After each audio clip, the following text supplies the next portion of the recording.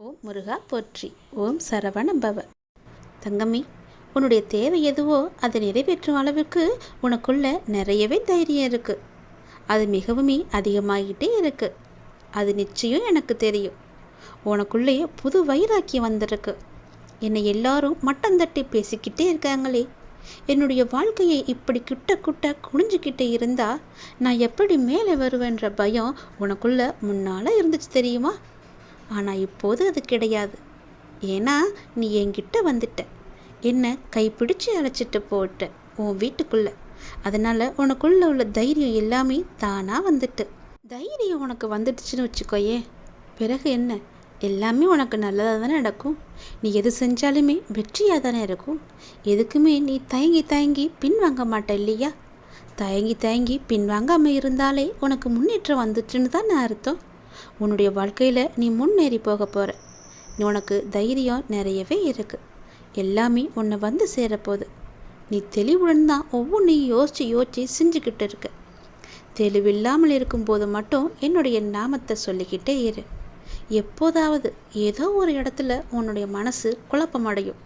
அப்போ என்னுடைய நாமத்தை சொல்லு, நான் உன்னை சரி செய்கிறேன். தெளிவாக இருக்கும்போது யோசித்து செய். இது செய்வது நல்லதா நல்லது இல்லையான்னு ஒரு முறைக்கு இருமுறை கேட்டு உன் மனசை கேட்டு நீ செய். நிச்சயம் உன் வாழ்க்கையில் நீ இதுவரை சந்தித்த வேதனைகள் எல்லாம் எப்படி காணாமல் போனதுன்னு நீ நினைக்க வைக்கும் அளவுக்கு உன்னுடைய வாழ்க்கையை நான் மாற்றி காமிக்க போகிறேன். உன்னுடைய வாழ்க்கையில் மாறுதல்கள் நடைபெற போகுது. உன்னுடைய வாழ்க்கையானது ஒளிமயமாக மாறப்போகுது. நீ கேட்டபடியே உன்னுடைய குடும்பத்தில் மகிழ்ச்சி நிலவ போகுது. நீ சந்தோஷமாகவே இருக்க போகிற. நேற்று என்னிடம் வந்து நீ மனம் விட்டு உருக்கமாக உன்னுடைய வேண்டுதலை எல்லாம் என்னிட்ட நீ சொல்லிக்கிட்டே இருந்த. நானும் மௌனமாக அதை கேட்டுக்கிட்டே இருந்தேன். என்னுடைய பிள்ளை என்னிட்ட வந்து ஏதோ சொல்லி அனைத்தையுமே என்னிடம் ஒப்படைக்க போதுன்னு நான் காத்துக்கிட்டு இருந்த போது தான் நீ என்னை தேடி வந்த. அனைத்தையுமே நான் கேட்டுட்டேன். உன்னுடைய பிரச்சனைகளை நீ எல்லாம் சொன்ன இல்லையா, அதனுடைய நியாயத்தை நான் உணர்ந்தேன். அதனால் உன்னுடைய கவலைகள் எல்லாமே சில மிகைப்படுத்தப்பட்டவையாக இருக்குது. அந்த கவலைகளை எல்லாமே கொஞ்சம் நீ குறைச்சிக்கோ. அதிகமாக யோசிக்காத. அப்படி இப்படின்னு எதை பற்றியுமே யோசிக்காத. உன்னுடைய பிரச்சனையை நான் பார்த்து விரைவாகவே அதை நான் சரி செய்கிறேன்.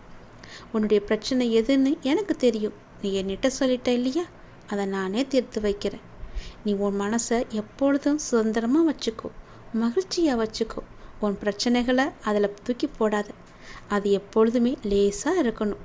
அந்த மனசில் பாரத்தை ஏற்றாத. உன்னுடைய வாழ்க்கைக்கு நானே பொறுப்பு. நல்லது நடக்கும்.